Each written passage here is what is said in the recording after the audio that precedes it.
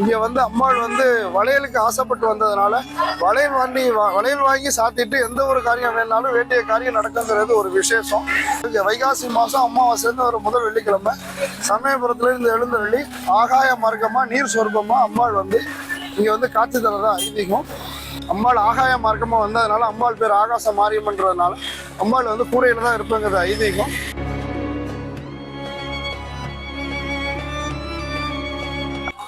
அனைவருக்கும் வணக்கம்.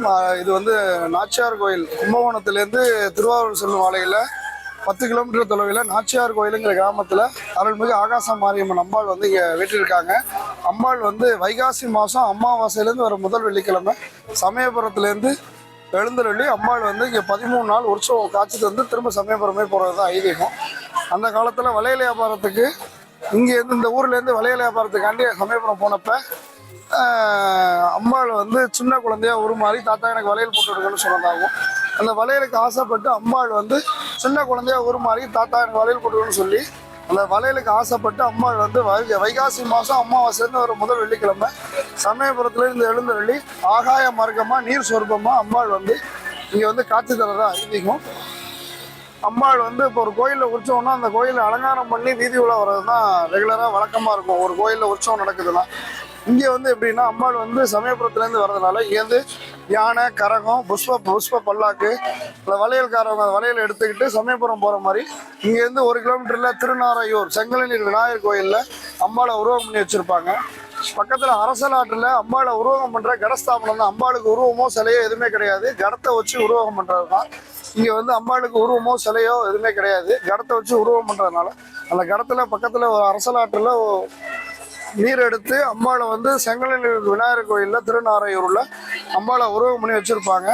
இங்கேருந்து வெறும் யானை கரகம் பல்லாக்கு போய் அந்த வளையல்காரங்க போய் வளையல் சாத்தி அம்பாளை சமயபுரத்துலேருந்து அழைச்சிட்டு வரதா நினச்சி அம்பாளை போய் அழைச்சிட்டு வருவாங்க. அங்கேருந்து என்ட்ரன்ஸ் வரையும் அந்த தவறைய நாயுடு அந்த இதில் உள்ளவங்க இந்த தோளில் வந்து அம்பாளை சுமந்து மல்லிகைப்பூவை தூவி பூச்செறிதல் விழா நடந்து அம்பாளை ஆரவாரத்தோட மங்கள இசையோட மோள வாத்தியத்தோட அம்பாளை வந்து தோளில் சுமந்து ஆடி பாடி சந்தோஷமாக உள்ளே அழைச்சிட்டு வருவாங்க. அதுலேருந்து 13 நாள் உற்சவம் நடக்கும். வெள்ளிக்கிழமை இரவு அழைக்க போய் சனிக்கிழமை காலையில் அம்பாளுக்கு வந்துடுவாங்க. அதுலேருந்து பார்த்தீங்கன்னா ஒவ்வொரு நாளைக்கும் ஒரு அலங்காரத்தில் அம்பாள் காட்சி தருவாங்க. லட்சுமி அலங்காரம், சரஸ்வதி அலங்காரம், கிருஷ்ண அலங்காரம், மதனகோபால் அலங்காரம், காளி அலங்காரம், மகிஷாசுர மத்தினி அலங்காரம், ஸ்ரீரங்க பெருமாள் பள்ளி கொண்டிருப்பார்ல சேசாயன அலங்காரம், ராஜராஜேஸ்வரி அலங்காரம்ட்டு ஒவ்வொரு நாளைக்கு ஒரு அலங்காரத்தில் மொத்தம் 8 அலங்காரத்தில் 13 நாள் காட்சி தராங்க. அந்த மாதிரி அம்பாள் வந்து இங்கே வந்து குழந்தை இல்லாதவங்க, கல்யாணம் ஆகாதவங்க அந்த மாதிரி வந்து வேண்டிக்கிட்டு பிரார்த்தனை பண்ணாங்கன்னா இப்போ வந்து வளைகாப்புக்கு தான் வளையல் யூஸ் பண்ணுவாங்க மோஸ்ட்லி. இங்கே வந்து அம்பாள் வந்து வளையலுக்கு ஆசைப்பட்டு வந்ததுனால வளையல் வாங்கி சாத்திட்டு எந்த ஒரு காரியம் வேணாலும் வேண்டிய காரியம் நடக்குங்கிறது ஒரு விசேஷம். அதே மாதிரி இங்கே வந்து ஃபுல்லாக வந்து மணல் சூழ்ந்து தான் அம்பாளை சுற்றிலும் மணலால் தான் அம்பாள் இருப்பாங்க. கீழே தளமோ எதுவுமோ கிடையாது. எதனாலன்னா அம்பாள் வந்து குழந்தையா வந்ததுனால குழந்தைங்க மண்ணில் பிரியப்பட்டு விளையாடுங்கிறதுனால கீழே தளமோ எந்த ஒரு மொசைக்கோ எதுவுமே போடாமல் இருக்கிறது காரணம் வந்து அம்பாள் குழந்தையா வந்ததுனால குழந்தைங்க மண்ணுனா பிரியப்பட்டு விளையாடுங்கிறதுனால கீழே தளம்போடமோ மணலாக இருக்கிறதா ஐதீகம். அம்பாளுக்கு மேலே வந்து கோபுரமோ விமானமோ எதுவுமே கிடையாது. அம்பாள் ஆகாய மார்க்கமாக வந்ததுனால அம்பாள் பேர் ஆகாச மாரியம்ன்றதுனால அம்பாள் வந்து கூரையில் தான் இருப்பேங்கிறது ஐதீகம்.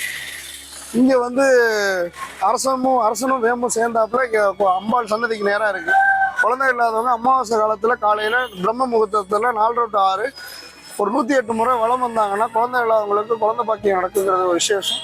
இந்த மாதிரி அம்பாள் வந்து வேண்டிட்டு பிரார்த்தனை பண்ணிட்டு எந்த ஒரு பிரார்த்தனையாக இருந்தாலும் வேண்டிக்கிட்டா வேண்டிய காரியம் நடக்குங்கிறது ஐதீகம். இந்த உற்சவம் முடிஞ்சதுக்கப்புறம் அம்பாள் வந்து இந்த பீடத்தை விட்டு இறங்கினதுக்கப்புறம் அந்த இடத்துல ஜோதி சொரூபமாக காட்சி தராங்க. அந்த தீபம் ஏற்றி வச்சாங்கன்னா மறு வருஷம் அம்பாள் வர வரைக்கும் இரவு பகல் எப்போ வந்து பார்த்தாலும் அணையா தீபமாக ஜோதி சொரூபமாக அம்பாள் காட்சி தரதாகும். நம்ம வீட்டில் துளசி மரம் வேப்ப மரத்துக்கு கீழே விளக்கேற்றி வச்சு வழிபடுற மாதிரி அம்பாள் வந்து இங்கே இருந்த ஞாபகார்த்தமாக மறு வருஷம் அம்பாள் வர வரையும் ஜோதி சொரூபமாக அம்பாள் வழிபட்டுட்டு இருக்கோம். அந்த 13 நாள் மட்டும் அம்பாளுக்கு ஒவ்வொரு நாளைக்கு ஒரு அலங்காரத்தில் அம்பாள் காட்சி தந்து நாங்கள் வந்து அம்பாளை வழிபட்டுட்டு இருக்கோம். அதே மாதிரி இங்கே என்ன விசேஷம்னா குழந்தை இல்லாதவங்க வியாபாரம் கடன் பிரச்சனை அந்த மாதிரி எந்த ஒரு பிரச்சனையாக இருந்தாலும் வேண்டிக்கிட்டா வேண்டிய காரியம் நடக்குங்கிறது விசேஷம். வைகாசி மாதம் அமாவாசைலேருந்து வர முதல் வெள்ளிக்கிழமை அதுலேருந்து 13 நாள் அம்பாளை வந்து பார்க்கலாம். இதில் என்ன ஒன்றுன்னா வளையல் திருவிழான்னு இங்கே வந்து அதிக விமர்சனையாக நடக்கும். அம்பாள் வந்து 11ஆம் நாள் வந்து இங்கே வளையல் திருவிழான்னு ஒன்று சிறப்பாக நடக்கும். வளையல் திருவிழாவில் கலந்துக்கிட்டு கோடிக்கணக்கான பக்தர்கள் லட்சக்கணக்கான பக்தர்கள் கலந்து அந்த வளையலை வந்து வாங்கி வேண்டி விரும்பி ஆசைப்பட்டு அதை சாத்திக்கிட்டு போவாங்க. அது வந்து அம்பாளே வந்து வளையல் கொடுத்ததா ஒரு ஐதீகம். நன்றி, வணக்கம்.